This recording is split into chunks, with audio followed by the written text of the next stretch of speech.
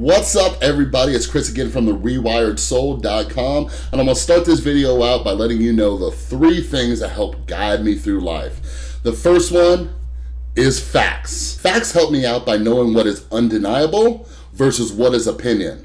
It's not a disease! Next is science. Science is amazing. Science is the reason why we have everything that we have today, from the way that you're watching this video to you driving in your car or the way you soar through the sky in an airplane. Without science, we would still be stuck in the Stone Ages. Lastly is vocabulary. Vocabulary helps me a ton because when I'm communicating with other people, it helps me not have a misunderstanding due to the definitions of these words. So a lot of the arguing and bickering going on in the comments I think could be solved with a little bit of vocabulary. Let's look at the word disease.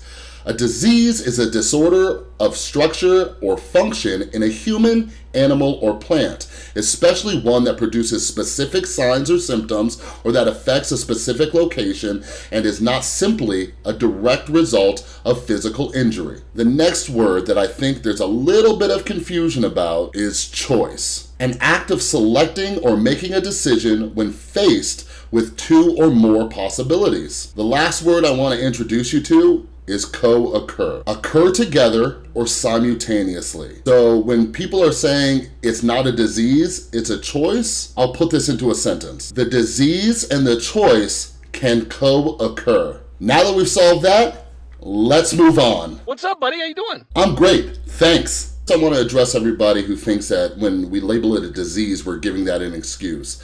I've never, ever ran into this situation. Hey, Mom, I'm really sorry I stole your engagement ring and pawned it for heroin, but my addiction was just flaring up that day. It's okay, sweetie. Just keep remembering to take your Vivitrol to calm that disease down. This is a situation that has literally never happened, so let's stop thinking that it does. I got a disease. Let's clear something up right now. Don't get it twisted. I do not think that a disease is an excuse for choices or behaviors.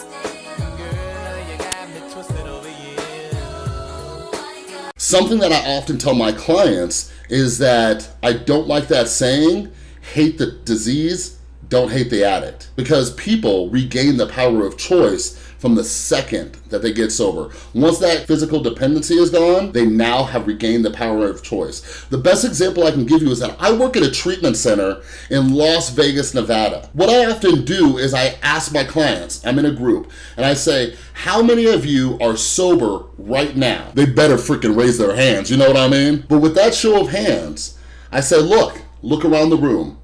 You are all drug addicts and alcoholics who are sober in a city that is designed to kill you. Clearly, you have regained the power of choice. I tell people that once they come into treatment especially, or get any kind of recovery, that excuse that it's a disease or they didn't know any better flies right out the window. Now, when people relapse, I still love them, but I tell them that they made the choice. There's a reason why we say we do not pick up no matter what. There is no justifiable excuse on earth of why somebody should relapse. I don't care if they lose their job, or wife, death in the family, injury, I don't care. There is literally no excuse. So for everybody out there who's a little bit upset and think that we're using this whole disease word as an excuse, that's not the case. We call it a disease because of this. It's defined as a disease. Now, what's so important is that we understand that we don't shoot our wounded. When somebody relapses, we don't just run out and burn them at the stake. We treat them with love, kindness, and compassion. This is a disease. Can you imagine if one of your loved ones was struggling with diabetes and they went out and they snuck a Snickers bar and you said, nope, I'm cutting you off. You relapsed on a Snickers bar. No, we don't do that. So I try to tell that to my clients, that if somebody relapses, handle it with caution, but still be there for them because we don't shoot our wounded. If we shot our wounded, I wouldn't have 5 years sober today because I am somebody who relapsed multiple times. And thank God that people didn't give up on me. Thanks for watching. Don't forget to share this video, show each other some love. Let's fight this stigma together. And don't forget to visit the website, therewiredsoul.com, and get a free copy of my book while it still lasts. I'll see you next time.